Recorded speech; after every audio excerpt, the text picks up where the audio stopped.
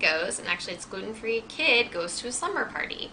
The more I've talked to parents of celiac or gluten intolerant kids, the more I've really understood kind of their lives and how difficult it is to be a parent of a child with food intolerances and whatnot, and to make their lives as normal as their non-food intolerant counterparts. So I'm going to go over some strategies for sending your gluten-free kid to a slumber party.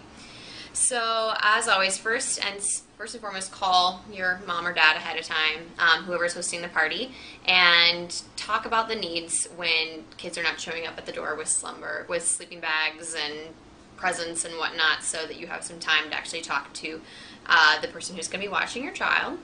And ask what's on the menu so you can make something similar. If they're serving pizza, there's so many gluten-free pizzas. You can make your own. You can get some from the health food store.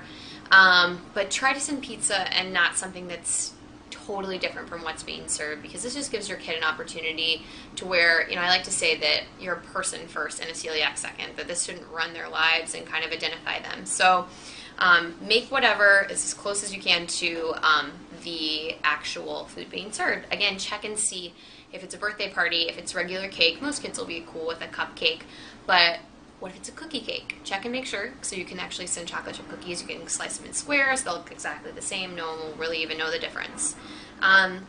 If junk food is being served, which it often is, bring enough for the whole party, something gluten-free, and bring the little individually wrapped kind so that your kid does not have to worry about all those little gluten-y fingers reaching into their treat. And a lot of junk food, I hate to say it because I'm trying to eat so much better, but like kettle chips are gluten-free for the most part. There are a lot of mainstream brands that are gluten-free that kids love, and they would not stand out with some kind of different brand.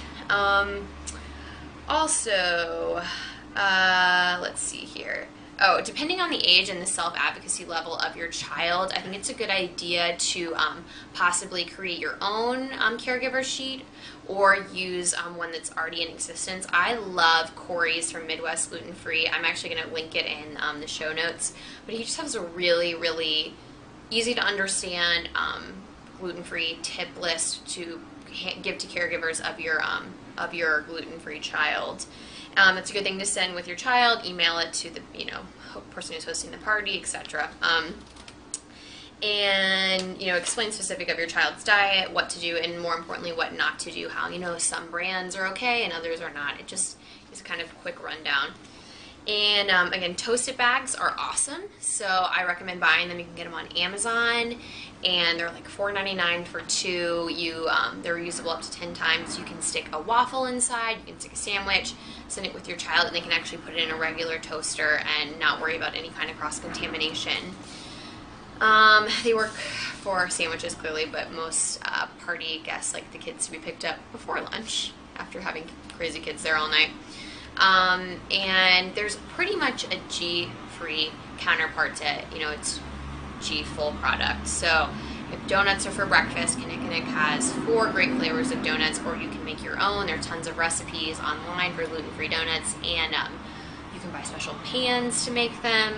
And if we're making eggs and bacon, you can always send a second, like a little omelet pan for your kids' stuff to be cooked in. It's probably okay if it's not, but if it makes you feel better, that's totally fine. And whatever brings you more comfort. I think the more proactive you are, the better your child's experience will be.